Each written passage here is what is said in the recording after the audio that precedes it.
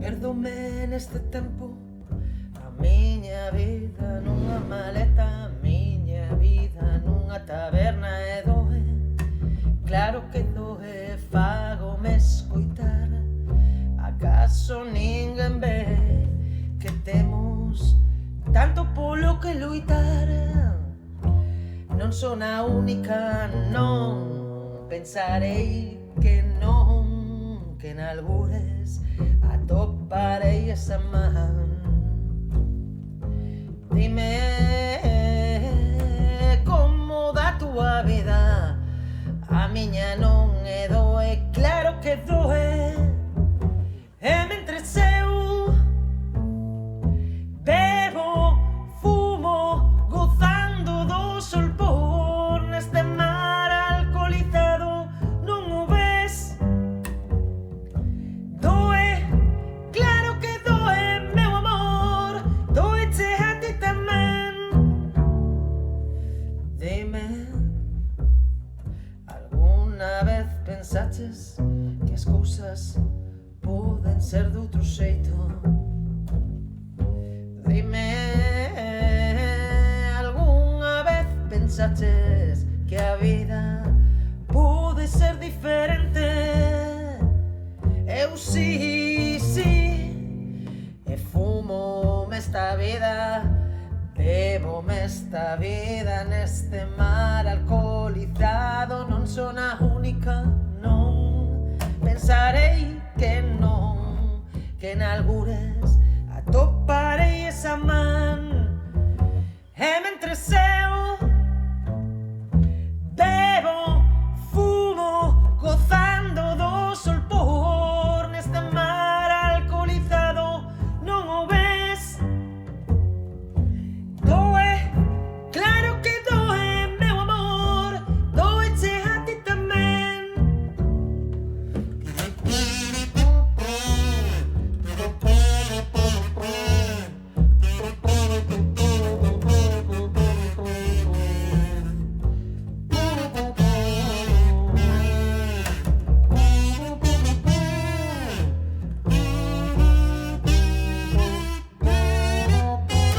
E mentres eu bebo, fumo, gozando do solpor neste mar alcoholizado, non o ves?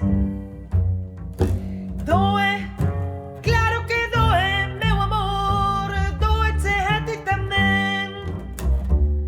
Non o ves?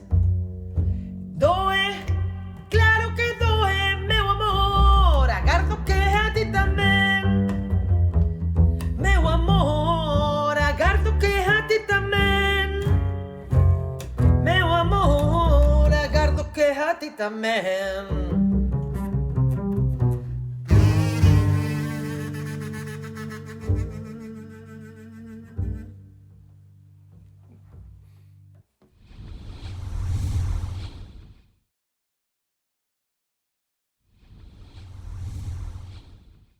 Eu son Manuel Castelao Meixuto e gañei a vida a dar aulas de diversas materias, nomeadamente literatura galega como catedrático de ensino secundario.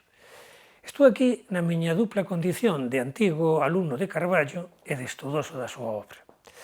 Non me sinto nada a vontade a cantar os meus méritos, e entón vou dicir como se fose a falar doutro que fixe unha tese con cum laude premio extraordinario na Universidade da Coruña, que publiquei libros sobre de 4 a 4 de Manuel Antonio, Incerto Señor don Hamlet de Cunqueiro, Os eidos de Novoneira, Longanoide de Celso Emilio e, máis recentemente, A máquina usada, Pondal e a literatura, alén de estudos sobre Anxo Rei Ballesteros, entre outros. Recibín o premio Carballo Calero na edición do centenario polo meu ensaio Elucidacións na sombra, Carballo Calero en escena, e sinto que actualmente o lugar da literatura como experiencia, tanto no ensino canto no mercado cultural, está a tornarse moito problemático e por iso os meus esforzos oriéntanse a facer accesible o coñecemento apaixonado da literatura como xenuíno proceso de comunicación social, porque, aínda se vive en privado, a literatura é un asunto público de alcance histórico e máis entre nós, porque a literatura foi e continúa a ser un lugar privilexiado na inacabável construción da identidade da Galiza. Son Ramona Giralde Domínguez, profesora de Lingua e Literatura Galega desde o curso 80-81, que foi cando por primeira vez esta materia pasou a formar parte do plan de estudo medio. Debo decir que eu son profesora de Lingua e Literatura Galega por influencia de don Ricardo Carballo Calero. Durante os primeiros anos de docencia exercín en institutos das Rías Baixas, en Vilagarcía, en Cambados e logo no ano 90 xa na Coruña no Instituto Monte das Moas. Son autora do libro de poesía Tardes de Domingo, que foi publicado en 2018, pero teño que recoñecer que eu non son unha escritora serodia, son publicadora serodia, porque eu escribín desde pequena, desde moi pequena, e poesía, pero tamén relatos, contos e hasta teatro.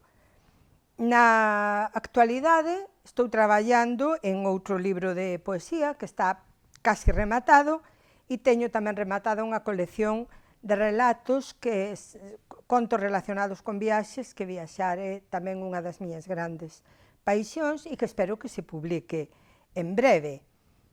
Desde moi pequena eu tiven relación coa literatura, sobre todo coa lectura, porque meus pais eran moi lectores, na miña casa había moitísimos libros, meus irmáns maiores tamén lían moito, e meu pai era mestre republicano, por tanto, o seu historial é un pouco paralelo de don Ricardo, primeiramente detido, despois enviado ao campo de concentración da illa de San Simón, onde estivo preso, e cando foi absolto, pero con castigo, que era o desterro a Valencia, onde tivo que vivir 7 anos. De feito, o meu irmán maior naceu en Valencia.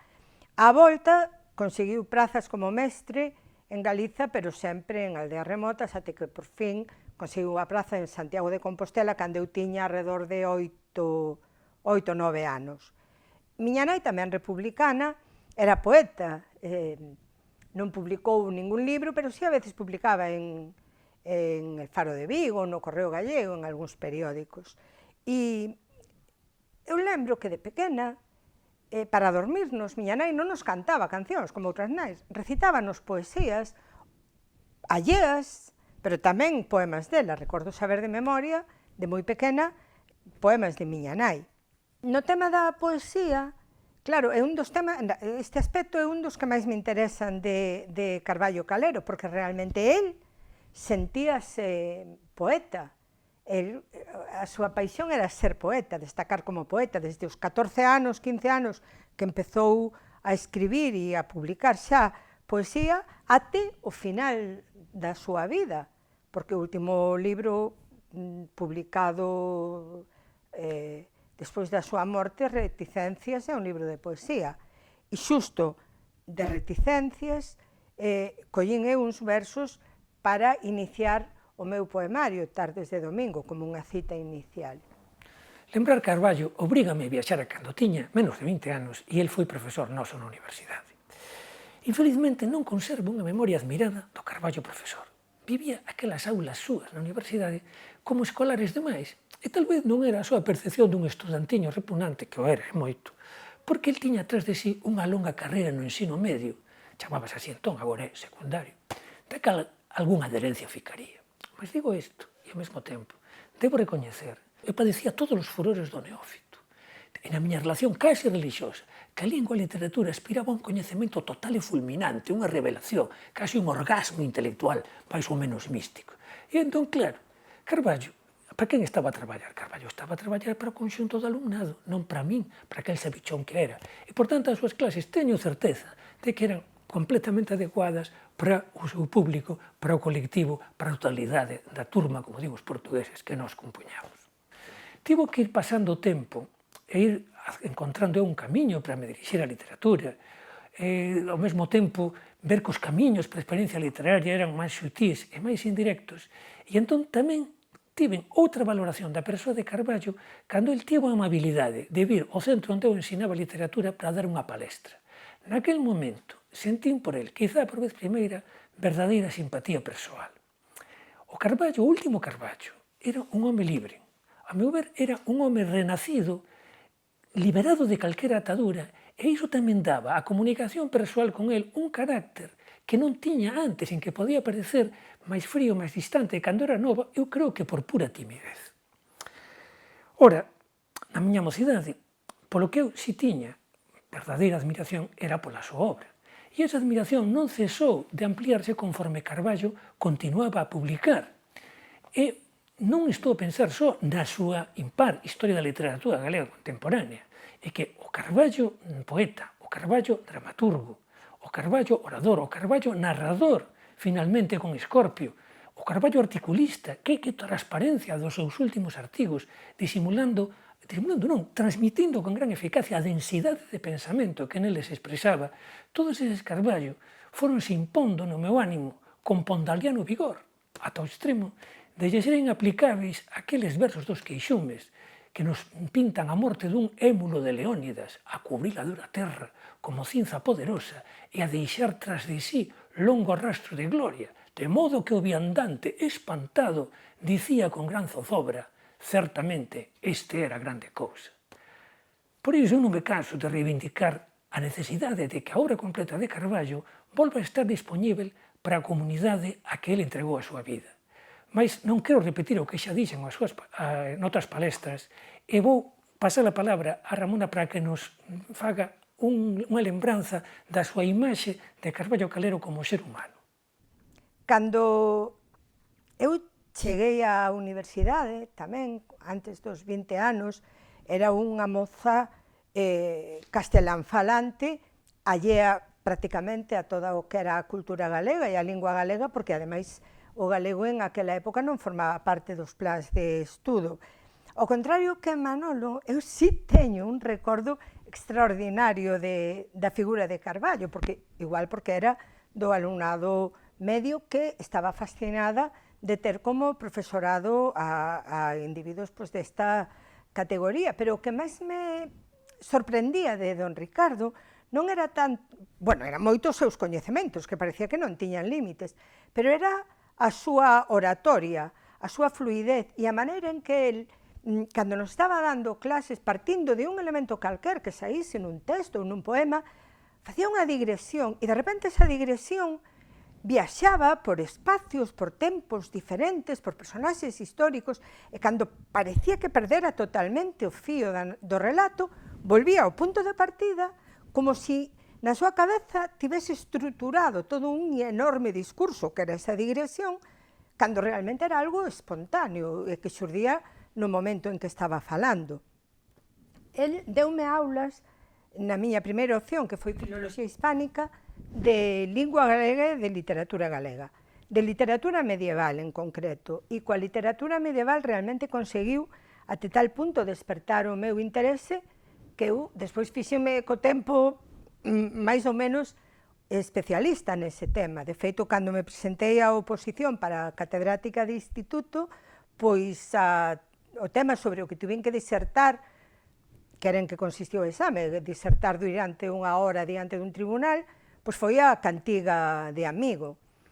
Pero polo que respecta á lingua, non só conseguiu despertar o meu interese, que conseguiu despertar o meu amor á lingua. É dicir, que conseguiu transformar o meu pensamento de forma que eu me volvese galego falante con todo o que significaba de compromiso ser galego falante e asumir esa responsabilidade e tratar de ser escritora en lingua galega tamén. Pero este encontro con don Ricardo Carballo Calero no curso, creo que foi 73-74, non foi a miña primeira relación con don Ricardo. Don Ricardo fora profesor meu no Instituto Rosalía Castro na miña preadolescencia, lá polos anos 66, 67, quero recordar. Don Ricardo contaba que no verán do ano 1965 recibira unha carta de Moralejo, que era decano da facultade, fora profesor del en Filosofía e Letras, que lle comentaba que na sección de románicas, en quinto, ia haber a materia de galego e que lle gustaría que don Ricardo impartise. Nesa altura, Carballo era profesor e director do Instituto Fingoi.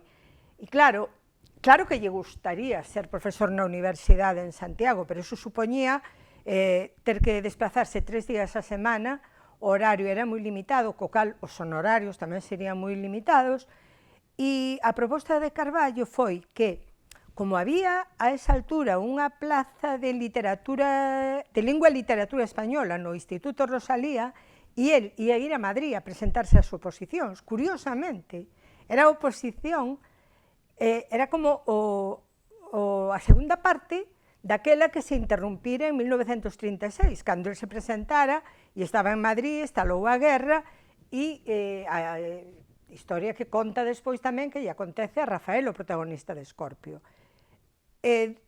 A proposta de don Ricardo é que se neste exame el saca unha nota que lle permita acceder á Praza do Rosalía, encantado aceptaría tamén a da Universidade. Obviamente, claro que foi unha proba moi exitosa, non só sacou a boa nota, claro, conseguiu a Praza do Rosalía, así que a esa altura de 1966, el era profesor no Instituto Rosalía Castro de Lingua Española, e era profesor na Universidade tamén.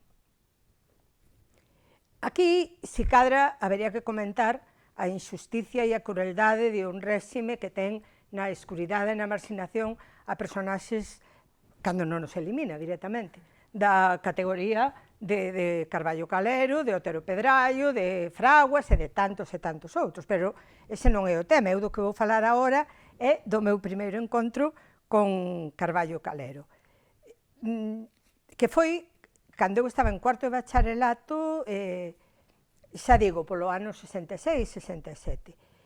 A esa altura, claro, eu era unha preadolescente moito máis preocupada por sair ao recreo, por pasear pola Alameda ou polos amores platónicos, o estilo dos que el relata tamén en Escorpio, moito máis que por atender as explicacións daqueles señores e as señoras que nos parecían aburridos e maiorcísimos. E ademais deso, claro, co paso do tempo, non son moitos os recordos que teño desa etapa. Mágoa que me dá, quen dera agora poder asistir a aquelas aulas de don Ricardo e revivir aquel momento. Non me acordo de moitísimas cousas, pero sí de algunhas, porque, claro, el viña de Fingoi, que era un centro experimental e moi vanguardista, probablemente, e no Instituto Rosalía Castro seguramente non tiña moitas posibilidades de innovar, porque era un centro bastante clásico, con profesorado moi conservador, cando non adito réxime, e que non parecía que estiveran moi dispostos non a este tipo de innovacións. Pero el sí que facía cousas que, desde a perspectiva de hoxe, parece insignificantes, porque hoxe os alumnos teñen moitísima actividade na clase, participan e non están tan tímidos como estábamos nós e cortados diante do profesorado.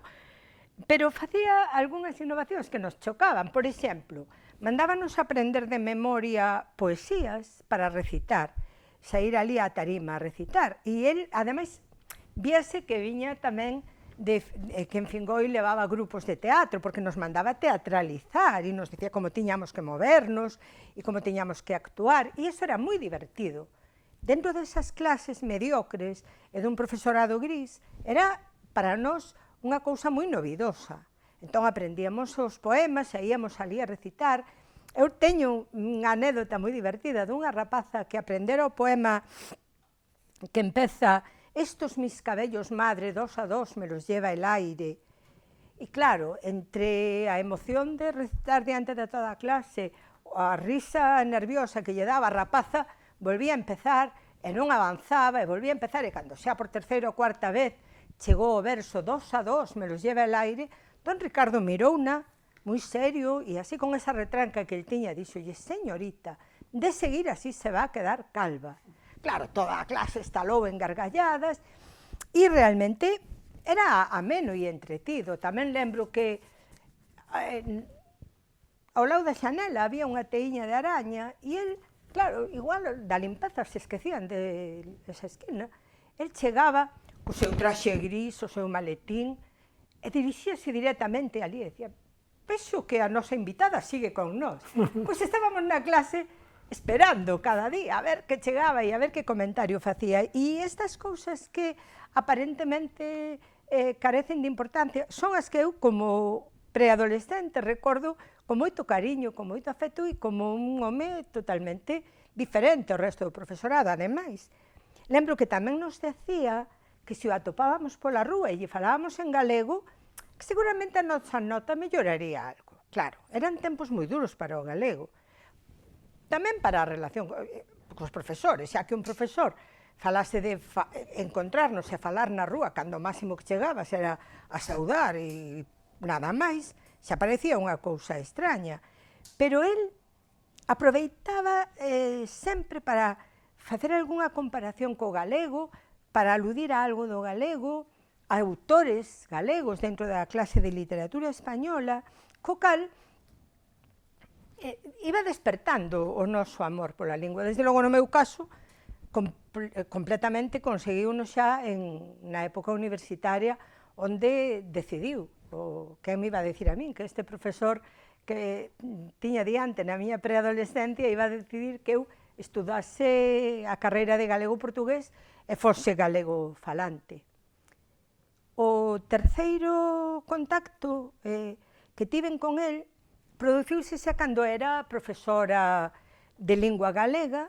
El era profesor xubilado e tiña un despachiño ali na universidade onde moi amablemente nos recibía a todos os exalumnos, acudíamos a plantexarlle dúbidas, a contarlle cousas, a conversar un pouco con el, e aínda que era un home moi ocupado e seguía coa súa creación literaria, el con todo sempre nos recibía de moi bo grado e era moi amable. Nunha destas visitas, eu propuxenlle que viñese ao Instituto de Cambados a dar unha palestra aos meus alumnos e aceptou de bon grado. De feito, aquí a mí me gustaría tamén facer unha aclaración, porque recentemente nunha presentación de un libro de Carballo escoitei a alguén que ademais confesou que non o chegara a coñecer personalmente, que estaba totalmente esquecido e marxinado e olvidado na última etapa. Non é certo. Carballo estaba marxinado polo poder.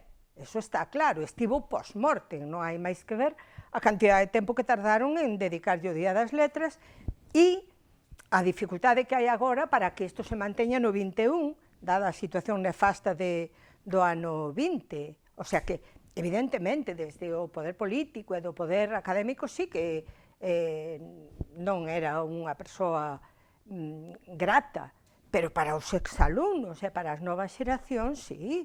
E, ademais, era moi querido e requerido, e porque todos lle pedíamos que acudise a actos, que viñese a dar palestras aos nosos centros. Manuel acaba de comentar que exactamente fixo o mesmo.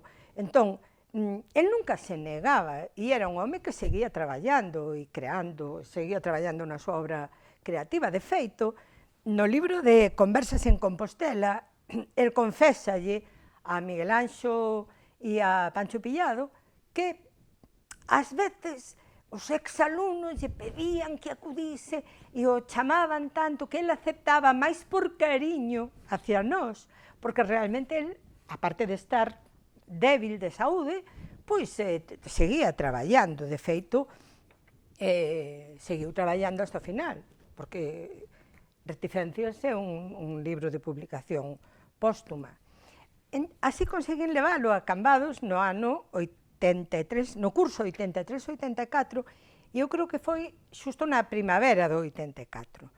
E me gustaría falar un pouquiño deste día, porque, claro, foi o único día da miña vida que eu pasei enteiro, da mañán á noite, con Carballo Calero.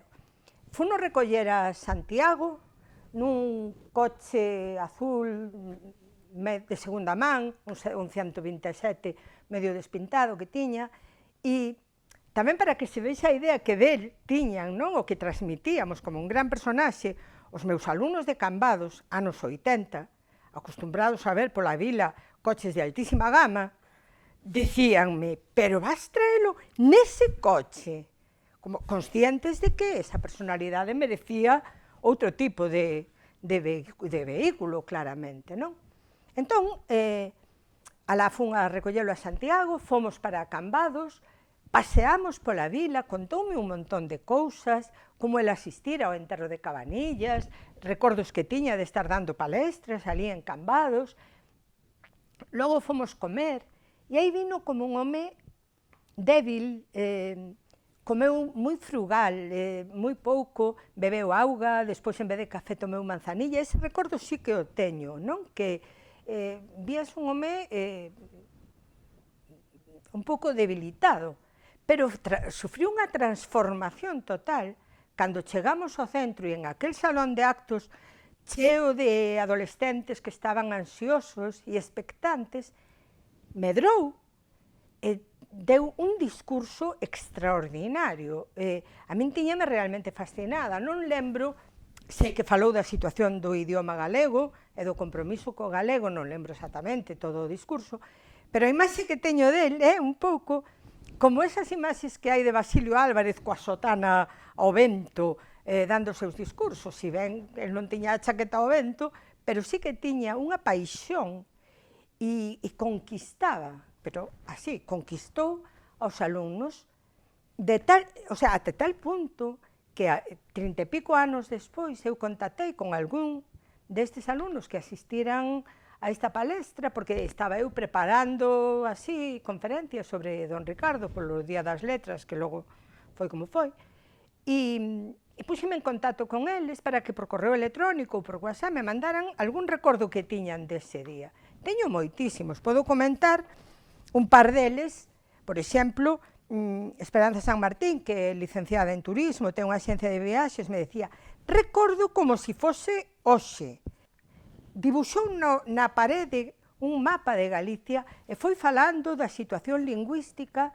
Claro, isto recordan, persoas que teñen agora casi rondan os 50 anos, de algo que lles aconteceu cando tiñan 15 ou 14. E me acordo tamén perfectamente cando marchabades no teu coche vello polo arco de Fefiñáns e os alumnos xa estábamos chegando á plaza aínda impresionados do que acabábamos de vivir.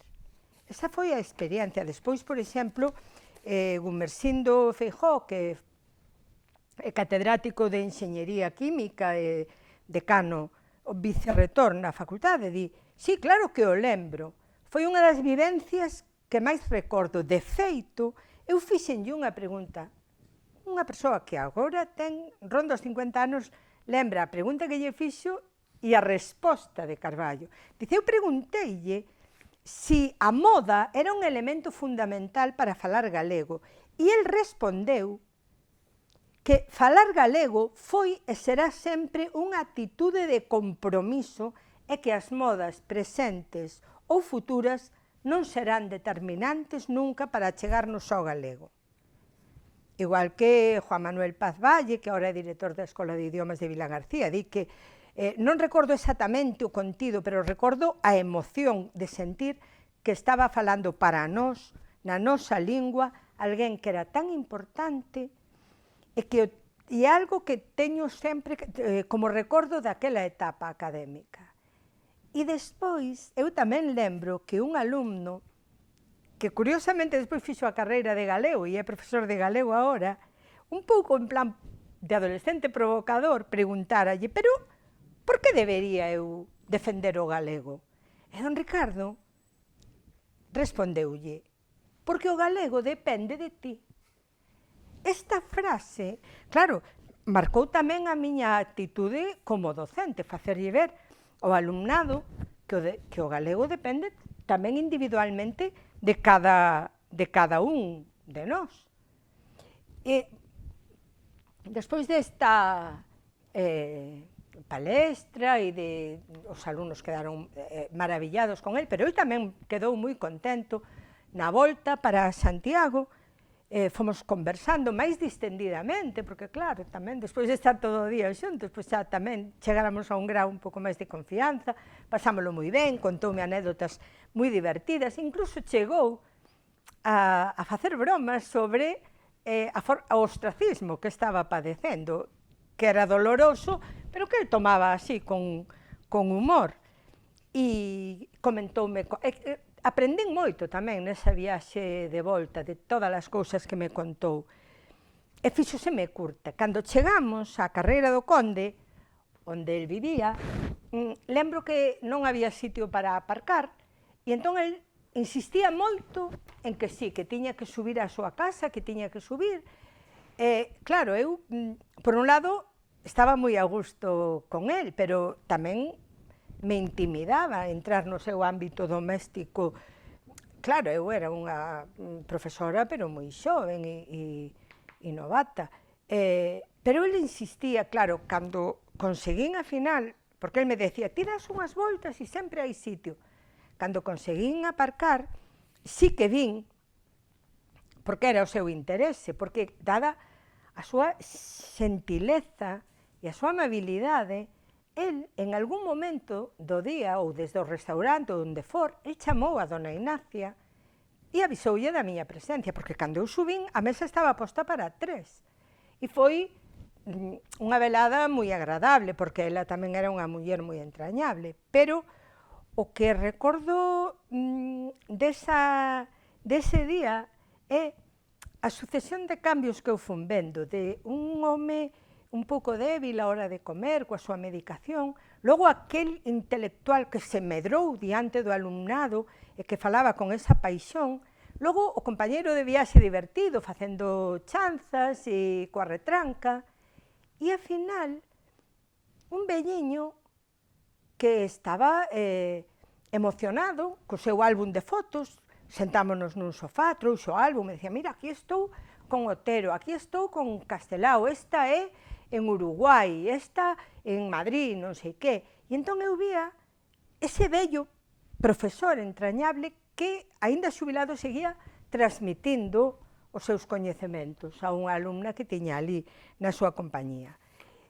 O cuarto momento máis doloroso que recordo desta relación con don Ricardo foi o día 27 de marzo de 1990 no seu enterro, que, insisto, non era unha morte no abandono e na marxinación, foi un enterro multitudinario, moitísima xente, entre aplausos sacaron o cadaleito desde o coche para a igrexa de San Francisco, a ombros de seus netos máis noviños, e recordou un acto totalmente multitudinario, lágrimas contidas, moita dor por parte dos que estábamos ali, exalumnos e seguidores, que sentíamos a perda do noso, o que fora o noso guía en certa medida, pero un recordo que teño foi que entre a xente que estaba ali emocionada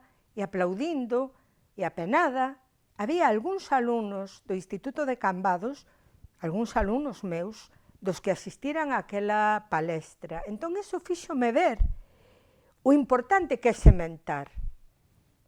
Sementar ben, e sementar como don Ricardo sementou en nós. Despois desta emotiva imaxe do Carballo ser humano que nos deu Ramona, eu hoxe quero ir ao encontro da persistente subvaloración da obra dramática de Carballo, que eu tentei reivindicar no meu libro Elucidacións na sombra, Carballo Calero en escena. Imos ver un pequeno vídeo de presentación do libro. A obra literaria de Carballo Calero foi, durante moitos anos, escurecida pola súa máis visível condición de crítico, exemplarmente representada na historia da literatura galega contemporánea, pola repercusión social que tivo a súa gramática, unha tentativa de encontrar e difundir un estándar viável para aquela altura, e polo feito de ser o primeiro catedrático de lingua e literatura galega que na universidade houbo entre nós.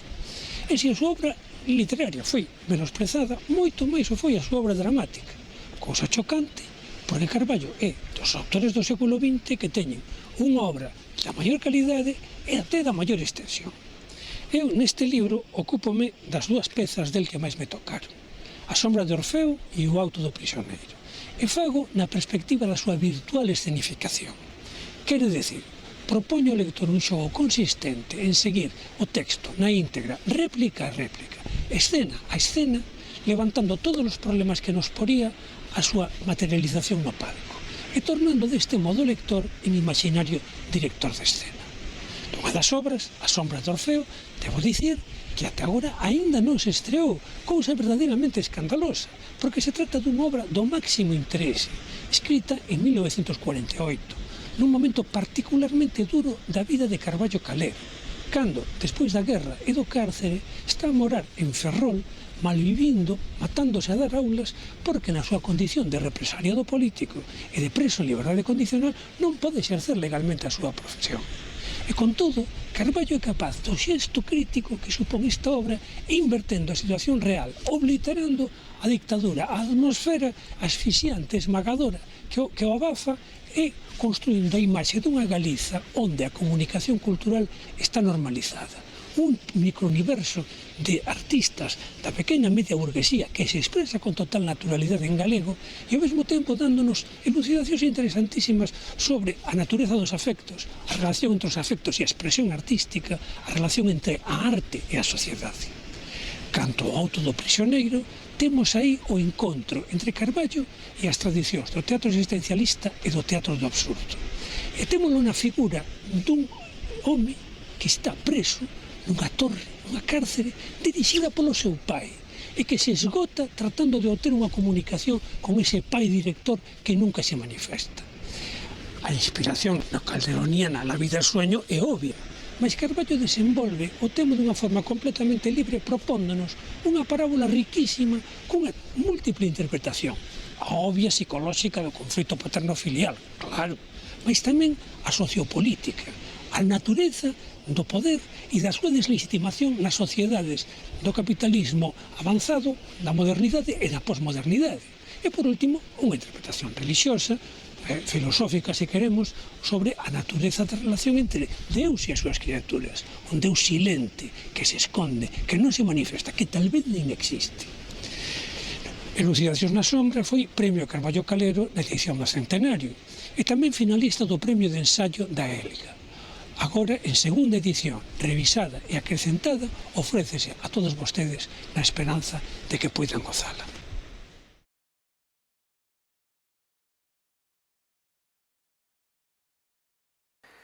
Infelizmente, o Día das Letras Galegas parece que tampouco serviu para mudar o menosprezo do teatro de Carballo, en particular a falta de recoñecemento dunha peza, A sombra de Orfeo, que para min é das súas obras primas ou obras mestras.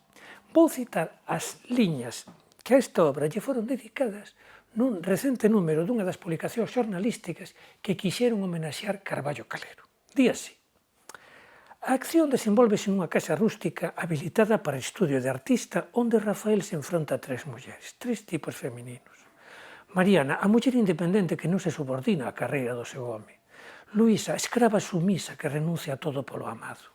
E Madalena, a fermosa deusa fatal que aposta arriscadamente pola seducción. El opta pola sumisa.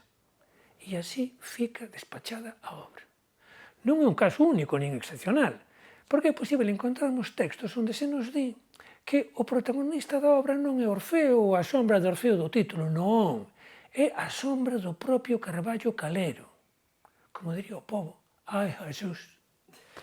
O problema é que estas simplificacións ou estes erros de palmatoria afastan o público, que naturalmente despois de encontrar cousas así pensará en todo menos en ir ler a obra en causa. Porén, o que é que acontece coas obras teatrais verdadeiramente conseguidas?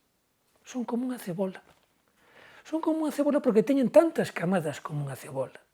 E estou a pensar, sí, na multiplicidade de linguaxes que se pon a traballar en armonía na linguaxe teatral, non apenas o texto, a interpretación dos actores, as súas accións, como tamén a escenografía, o vestiario, a iluminación, a música e así por diante.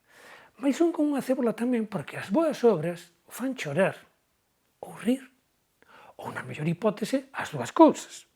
Con certeza, moitas das camadas da cebola que puxeron ali o autor ou o director de escena están destinadas a pasaren despercibidas, a disolvérense discretamente na representación.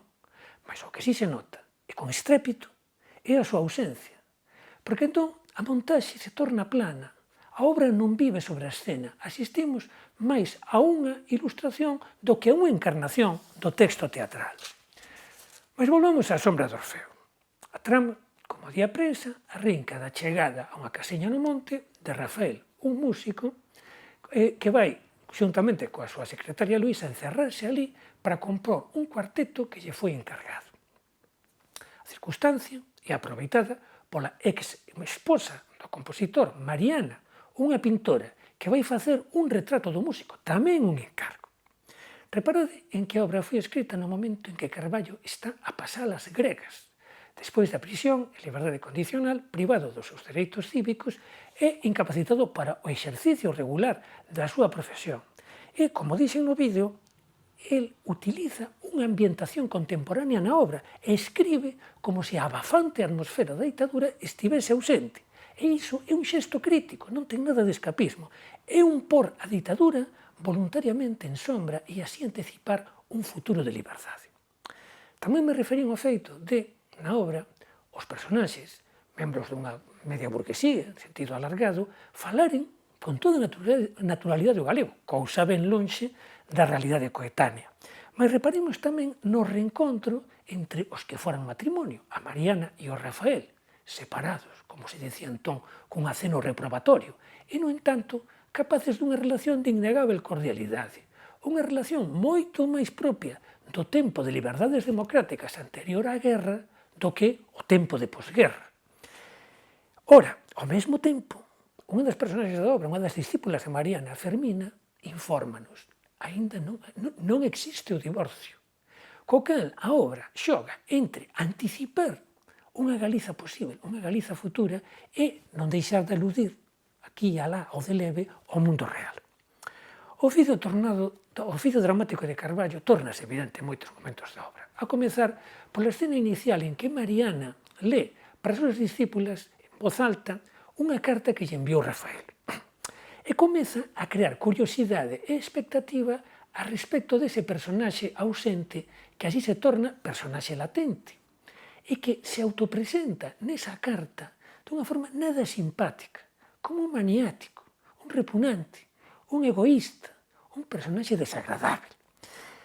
Por outra parte, o reencontro entre dous personaxes que hai tempo non teñen contacto, no caso Rafael e Mariana, máis que hai entre eles un intenso pasado en común, é unha forma tradicional de comezar unha narración ou unha peza das artes da representación.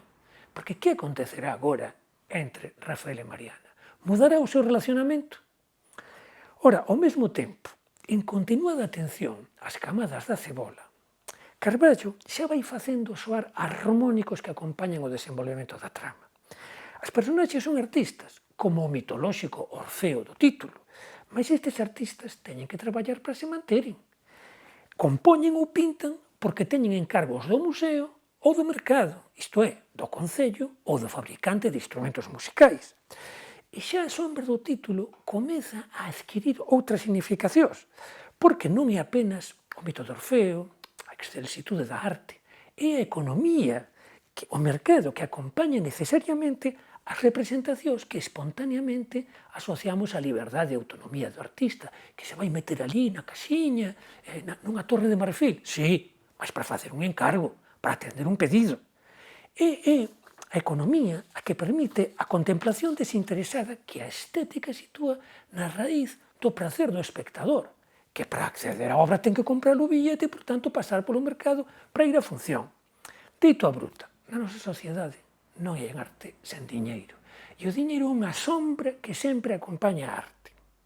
Porén, con isto non se esgota a significación e a productividade da sombra mencionada no título, que irá recibindo en diversos momentos outras luces e, por tanto, suscitando outras suxestións. A obra decorre a partir da lectura da carta por Mariana nun rico movimento dramático, en que andan envolvidas as discípulas da pintora, secundarias caracterizadas cuns poucos e eficaces trazos que, como é de regra, serven ao desenvolvemento da obra e, en primeiro termo, a preparación da chegada de Luisa. a secretaria de Rafael, a sumisa do texto xornalístico que antes vos lín, mas sen descoidar todo relacionado co reencontro entre Mariana e Rafael. Até nos é suxerido un posible triángulo Mariana, Rafael, Luisa, en que Mariana afirma enfáticamente non estar interesada. Mas como sabemos que di a verdade? A mentira, consciente ou inconsciente, nas artes de representación é un recurso eficacísimo. E Carballo non deixa de dar constantemente finas pinceladas que son outras tantas oportunidades para a actriz e as súas compañeiras, no xeral, personaxes cheas de vida, non meros clichés, non mulleres ventrílocas, como diría Pilar García Negro, isto é, personaxes femininas en que sentimos soar e resoar a voz dun autor varón. O mesmo oficio dramático vemos cando chegan finalmente ao palco Rafael e Luisa. Toda a escena se orienta a facernos chegar a complexidade desa relación. Unha relación, permitidme o xogo cas palabras, á vez amorosa e monstruosa. E non son eu quen o di, é o propio Rafael nunha réplica memorável. Son un monstro, Luisa, e vostede outro. Por moito que o a queira, por moito que vostede me queira, non se justifican o meu señorío nin a súa escravitude.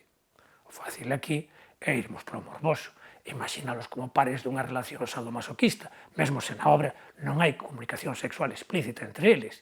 Esa comunicación explícita asumirá unha forma que non vou desvelar para non machacar a lectura da obra ou a representación no palco. Para a lectura non hai problema porque no meu libro Elucidacións na sombra está reproducida na íntegra e se o público non ten acceso, e larga parte non o terá, a edición do teatro completo que publicou Carballo no inicio dos anos 80, esgotada, pode lela aí. No entanto, o que quero subliñar é que Carballo está a crear inmensas oportunidades para xogar entre o texto, o dito, e o non dito, o subtexto, que con todo é o que dá sentido ás palabras e ás accións que efectivamente se din. É un lugar común das artes da representación. Se unha obra vive, é sobre a base de que o visible é a punta do iceberg. E ese iceberg, esa punta do iceberg recibe toda a súa base do non visible que está por baixo, por virtude dunha escrita dramática de calidade e dunha escenificación competente. Un bo director de escena escollerá sempre a liña de maior interese dramática. Entón, desde logo, está excluída converter Luisa nunha sumisa. E moito máis cando o título da obra, verosímilmente, pode apuntar a ela, verdadeira sombra de Orfeo. Se descoñecermos ese protagonismo, todas as posibilidades dramáticas da relación entre Rafael e Luisa, un extraño amor que non ousa dicir o seu nome, todas as posibilidades dramáticas terían desaparecido antes de nacer, e todas as réplicas autoxustificatorias en que el se perde no final da escena ficarían reducidas a expresión dun machismo, cando na verdade son réplicas autodefensivas, manifestacións de verdadeira dependencia respecto dela, o cal, non nos enganemos, continúa a ser coherente coa vixencia de ideoloxía patriarcal e o perfil dos masculinos nela. Mas non vou ir por aí, en dirección a generalidades sobre a relación entre os xéneros, porque non quero deixar de chamar a atención sobre un efecto con que Carballo xoga no curso dese diálogo entre os dous personaxes. Hai un momento que na troca de réplicas, Luisa di a Rafael: por que di vostedes as tontarías? Óvenos alguén? Fala para o mundo. Se na Forza das Focas Carballo xoga coa cuarta parede da convención teatral naturalista, esa imaginaria parede que separa a sala do palco, e que non está ali para o público poder ver, máis que os actores fan como que sí está. Se na Forza das Focas el xoga con iso a facer que os personaxes, cando chegan por vez primeira a escena, interpelen directamente ao público, pondo en evidencia a representación e xogando deste modo a anular esa cuarta parede, aquí o efecto conseguido é máis sutil. Aparentemente, co que Luisa di é enfatizada a transparencia desa cuarta parede, mas na verdade, ao dicir óvenos alguén, está pondo de manifesto a representación por facer perceptível para o público que si falan para alguén, aínda que Luisa o negue, e aínda que os actores fagan como se falasen un para outro. Temos entón un efecto autorreflexivo, un facer vibrar esa cuarta parede sen deitala abaixo, o que se corresponde con feito de que a obra está escrita xa ben entrado o século XX, cando os límites, cando o verosímil naturalista xa pertence ao pasado. É unha vez máis outra prova da contemporaneidade radical da escrita de Carballo Calero.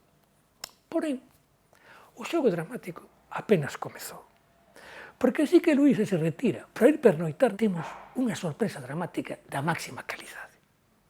Unha das discípulas de Mariana, que na secuencia inicial da lectura da carta, permanecer un pouco a marxe da troca de réplicas entre as discípulas, de nome Madalena, en canto Rafael está a fumar a cachimba antes de se deitar, aparece polo fondo, após ter entrado pola xanela no cuarto, nun momento non especificado da fase final do diálogo entre Rafael e Luisa. E, por tanto, non sabemos se ouviu esas últimas réplicas tan sustanciosas. É unha decisión que deben tomar o director de escena e as actores e a actriz no curso do seu traballo. Seja como for, Rafael disimula a súa sorpresa e comeza con Madalena unha guerra verbal en ton de comedia, o que no cinema sería unha situación típica de screwball comedy. Lubitsch, como era este home, Howard Hawks, George Cukor, Gregory LaCava, en fin, simplificando cun filme que toda a xente viu, porque se distribuiu en España, Bringing Up Baby, e aquí co fermoso título La fiera de mi niña, con Katharine Hepburn e Cary Grant. Pois é exactamente ese mesmo xogo de guerra dos sexos, xogos de linguaxe, réplicas agudas, ditos contundentes. E o oficio teatral de Carballo, vémolo na forma en que utiliza o espazo nun momento en que xa no diálogo a cuestión de quen é o visitante nesa casiña. E entón, Madalena espétalle a Rafael. Pero por iso non hai ninguna dúbida. Vostede, isto é, con apoio en que el chega de fora, ela aproveita para se tornar en habitante regular da cabana e fai de Rafael un intruso. Magdalena gaña así a guerra verbal ao tornarse señora do espazo dramático. Ela, que no presuposto de Rafael era visitante e debía pedir abrigo ao anfitrión. E a cousa non para aí, porque a seguir, ela vai ao cuarto e en canto se adubía para dormir, continúa desde o cuarto a batalla verbal con Rafael, xa resignado a pernoitar no sofá. E, por fin, sela o seu triunfo, reaparecendo na porta do cuarto, para lle deixar aberta de modo que el poida dormir con ventilación. Non digo máis, porque xa todos percibimos que é unha obra dunha riqueza dramática extraordinaria que interesaría un público moi amplo e, no entanto, feito escandaloso, aínda non foi estreada. Cando Carballo Calero a escribiu en 1948, como todas as que escribiu aquel ano, sabía que tardarían moito en xa non ser representadas, ser publicadas, mas teño a certeza de que nunca pensou que 70 anos despois da súa escrita a obra aínda non coñecese as luces do palco. Por que? Quen son os responsables? Quen sinalamos co dedo? Obvio apuntarmos para o Centro Dramático Galego e preguntármonos se terá noción de que Carballo é un dos autores maiores do noso teatro. Eu non sei cal das dúas respostas posibles é máis perturbadora. Se o sabe e non programou ninguna obra de Carballo neste ano, a culpa non pode ser do Covid, que chegou alá por marzo cando a programación tiña que estar máis que marcada. Entón, estamos nun caso de desleixo sen desculpa. E se o Centro Dramático Galego non sabe que Carballo é un grande autor dramático, porque se chama Centro Dramático Galego, onde está a fidelidade aos seus principios fundadores. Por que non aproveitou esta oportunidade áurea para visibilizar o teatro de Carballo? Ora, non cabe só apuntar ao Centro Dramático Galego, sexamos xustos, porque calquera grupo teatral galego, tendo en conta que a obra non ten uns requerimentos de produción desmesurados, podía ter estreado a obra. E iso non aconteceu nin antes nin despois da fundación do CDG, nin teño noticia de que vai acontecer nun futuro próximo. Con isto, desembocamos na raíz dos problemas da tradición teatral galega, que é unha tradición que consiste en carecer de tradición ininterrupta, até o punto de a historia do noso teatro ser a historia dun recomezo perpetuo case desde cero. E teño certeza de que non son o primeiro a decir isto. Ora, os problemas da tradición teatral galego son calcadiños e derivados do problema esencial da nosa cultura contemporánea, do cal Carballo era ben consciente.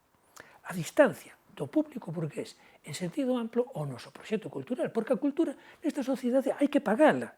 A cultura susténtase con diñeiro e o único que pode pagalo é aqueles que teñen cartos ovexos como para facer consumo cultural. Dito con máis pagar. O que está na raíz dos problemas da produción cultural galega desde o resurdimento é a ausencia ou a debilidade dun grupo social que tomando conciencia dos seus intereses específicos, propios, diferenciais, galegos, consolidase a súa identidade a partir da lingua e da cultura, ao redor da lingua e da cultura, e actuase como indispensável base económica para a produción cultural galega nunha sociedade capitalista. Esta é unha cuestión que as reflexións de Carballo nunca deixaron de suscitar e que ele expresou nunha famosa frase da entrevista con Paco Salinas, Voz e Silencio, que agora reeditou Laio Vento. Carballo dicía que é preciso rectificar a historia, e rectificala nun duplo sentido, como reconstrucción da base social para a cultura coa regaleguización da burguesía e como reatar os vínculos quebrados coa lusofonía. Respecto do segundo, el cansouse de argumentar, e a meu ver a súa identificación do galego nese cadro é irrefutable. Outra cuestión é como deseñamos unha escrita demótica, o termo é del, isto é, asumível popularmente, porque é difícil imaginar o conxunto do pobo galego a escribir en portugués.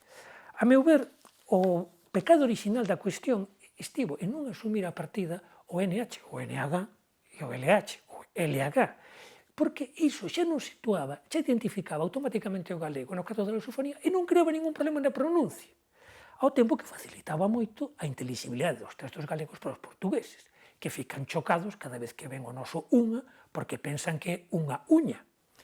Ora, a meu ver, aínda máis importante o outro camiño de rectificación da historia. Isto é, regaleguizar as clases e ideoloxía dominantes. Por qué? Porque a lingua e a cultura non poden esperar pola extensión política das clases dominadas. Clases dominadas que ata aquí foron o seu sustento histórico.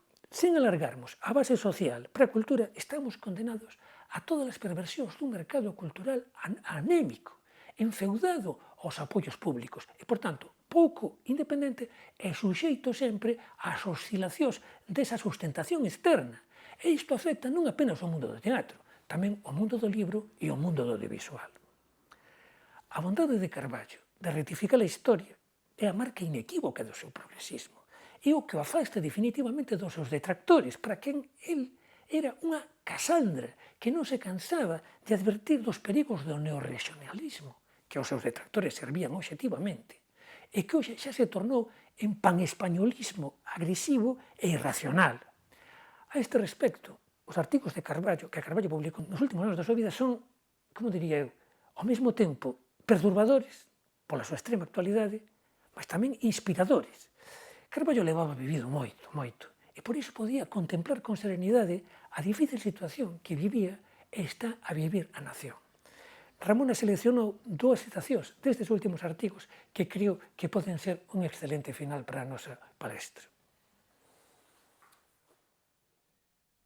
A lingua galega é o elemento fundamental, a forza dominante no proceso de estruturación ou de restauración da identidade colectiva. E ese elemento, esa forza, han ser mantidos na mellor forma posible para que podan cumprir a súa función estimulante ou corroborante da cohesión comunitaria. E a propósito da cohesión comunitaria, tamén, o que non pode faltar nunha nación é o proxecto de vida en común. Oxalá sexamos capaces de contribuir para ese proxecto de vida en común que a Galiza do presente e do futuro tanto preciso.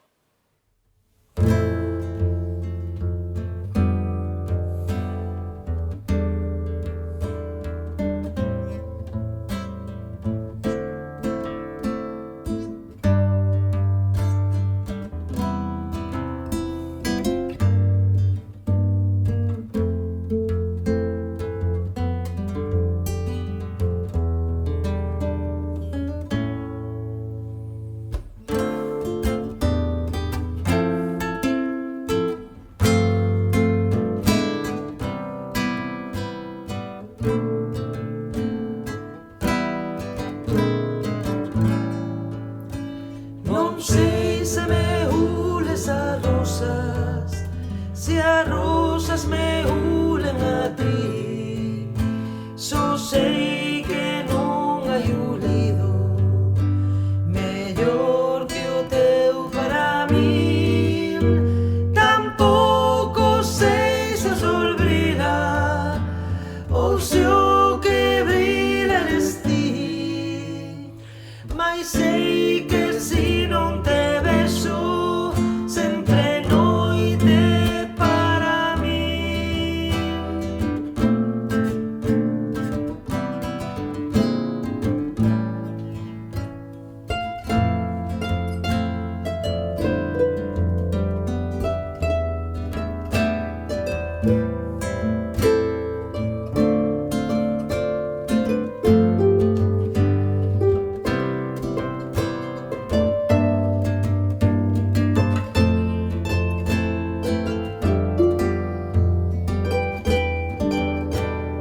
Música